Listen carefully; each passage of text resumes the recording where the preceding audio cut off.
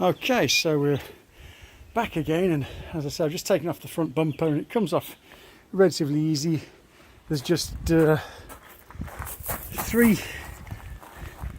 of these on each side, which again you're going to have to replace, and then there's just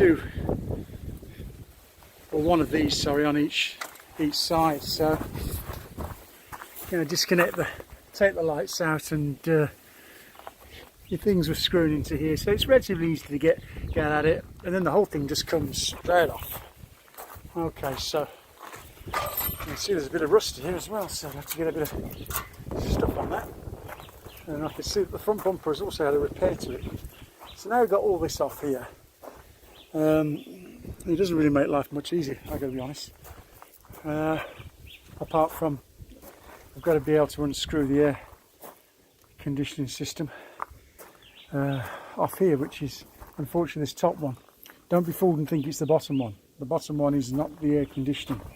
These lines, these are your heating lines. But this one here goes in for your air conditioning. Okay, temperature regulator, right. So now let's see if we can get some things out of here. Okay, so we're going to now try and take the compressor pump out.